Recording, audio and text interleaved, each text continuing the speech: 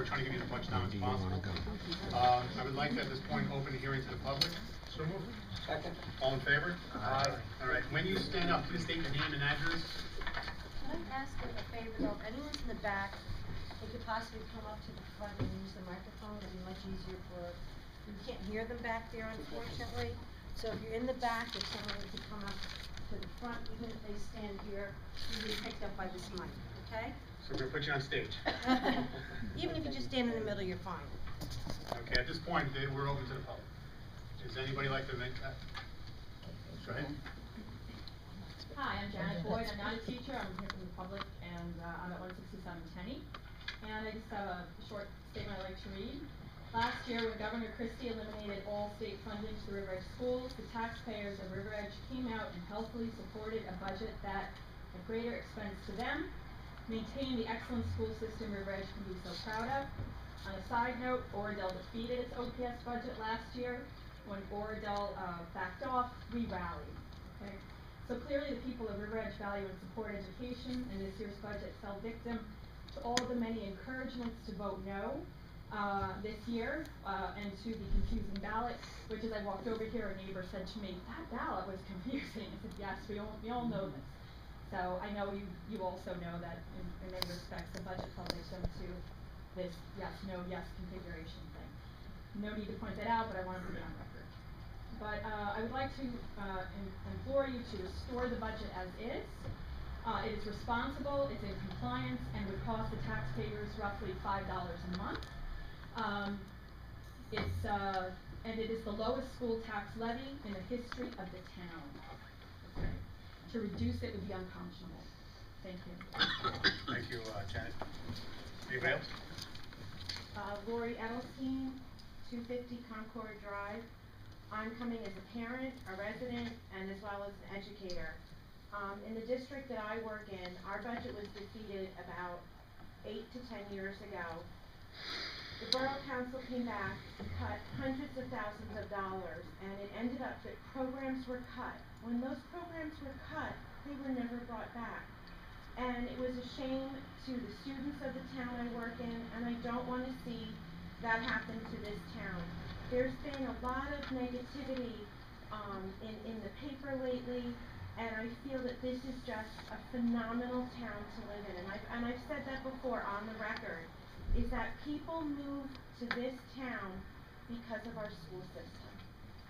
$68, that's nothing. That's a dinner locally in town, once. I think, standing outside the day of the budget voting, there were so many people confused. They didn't know what to do. And I had to help someone who was walking into a booth because they couldn't read, as a matter of fact, the three different yes, no, yes. And all I did was read it to them. They were so confused. People outside, what am I supposed to do? I don't remember. So I need you to keep that in mind as you think about what you're going to do, and just leave it alone. It's a phenomenal town. Let's not break that. Thank you. Thank you.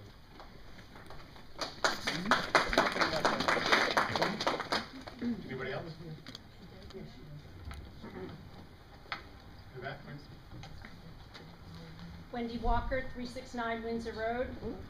I would like to also request that you restore this budget to the budget that was presented to the voters. You'll find that it's clear and convincing evidence that each line item has been developed at a minimum amount to still allow with their own effective education. The burden of proof will be on you to prove that any reduction will make the education level still maintained in this town. It really is an option that you have, and I'd like you to seriously consider it when you review this budget. It's a 2% increase. You have a larger increase coming from your municipal budget. Many of you have kids in this school. Many of you don't even have kids that are even in it yet. And the effect of that reduction, any reduction, will affect their education versus the ones that are already in there. Anything that we lose, we're never going to get back. A 2% increase is nothing. It covers your benefits, and it covers the utility costs. You have a room here full of teachers. Many of these kids don't even have contracts. They're coming in here, they're young.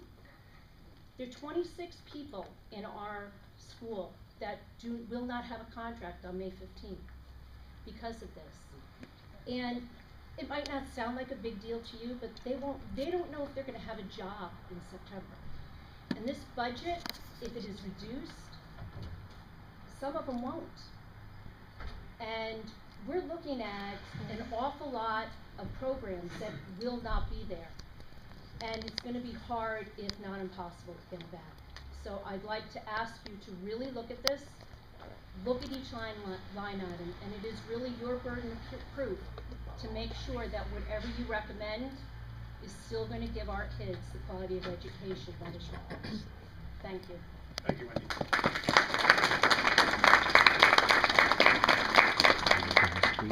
Anybody else? Thank you. Ellen Bustede, 597 Bogart Road. I'm here to speak in support of the River Edge school budget. I am a parent of a 7-year-old who's in 2nd grade at Roosevelt School and a 3-year-old who can't wait to start going to school. My 2nd grader is flourishing in school. His classroom teachers and art, music, and world language teachers have contributed to his love of learning and of being part of a community. His father and I couldn't be more pleased. Faced with significant economic challenges, the schools provide a top-notch education for our children.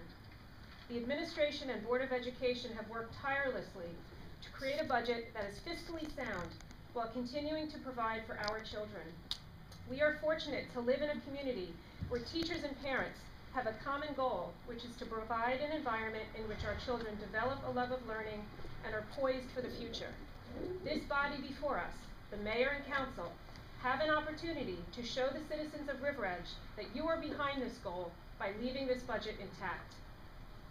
I believe that you all want to do what is right and best for all members of our community. As you deliberate, I ask you to take pause and not react impulsively. Cutting and eliminating is not always the answer. As you are faced with this task, I want to know what you will do to educate yourselves about how this budget was constructed and what cuts would mean to our schools and our students and the community at large. Is a savings of $10, $20, even $68 per household worth a cut in programs, increase in classroom size, and elimination of teachers? How will you tell next year's 2nd graders at Roosevelt School that they won't have a 2nd grade play?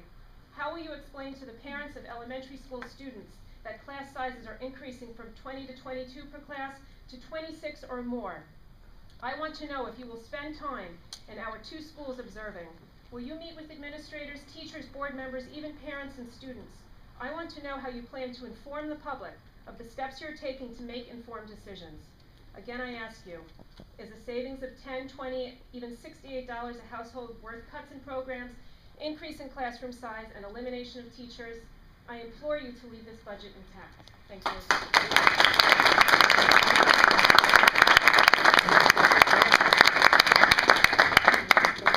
Thank you, Ellen. Anybody else? Go ahead. In the back?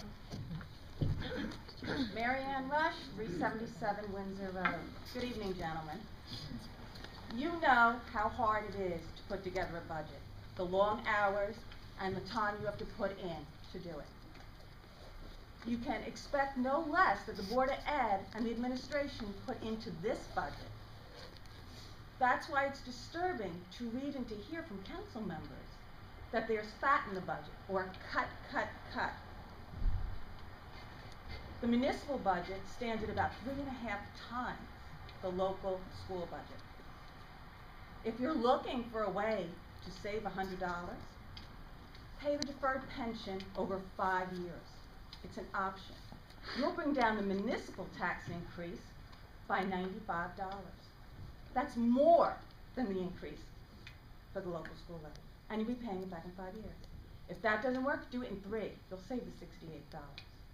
There are other options other than cutting the school budget.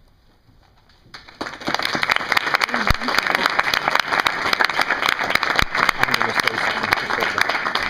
Thank you, Mary. Anybody else? Greg Caridi, 193 Wayne Avenue. In the weeks prior to the Board of Ed vote, there was a lot of scuttlebutt, it was talked at the council meetings that people are confused,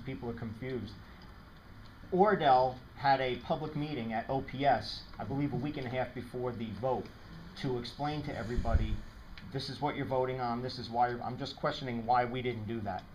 That might have eliminated some of the confusion and some of the comments of vote no all the way down the line. I'm just curious as to why our council didn't do that. Well, I mean, I'll comment on that. This vote was just as important to us as it is to the town itself. So we didn't sit here and, you know, line teachers up or try to set anything up different. We were trying as a council to figure out how can we get the word out. As a council, we can't comment and tell you how to vote. And we can't lead you towards that direction. So we can't call a meeting and say, vote this way. All we can do is, you know, educate people on what the vote is. So we really can't do anything with that part. So I mean, as far as having a meeting, Ordell did a couple of things that we weren't happy with. So, you know, there's not much we could have done without being, you know, without stepping on legal grounds. So, hope that answers your question. Anybody else? Yes? Michelle Caridi, 193 Wayne Avenue. I just have a quick question. And in regards to the volunteer bank, who's going to run this? Who's going to take care of it? And will anyone be allowed to go and sign up for it? I don't know if we're going to discuss that right now. This is not a discussion. We're just trying to hear from the town people itself. We're just going to move forward with that. When we put that together, we'll give you answers on that. Okay? Just for Next. the record. The back? Neil Carroll, 321 Wales Avenue. I see on the agenda this evening, we have purchased a generator for the Wayne Avenue pump station. A few months back, well, it's out for bid. Now, Somebody wake up the borough. several months back, I asked about the 7 or 8 years that we've been waiting. We've hired 2 different firms, and we've spent an awful lot of money getting specifications for the generator for the police department.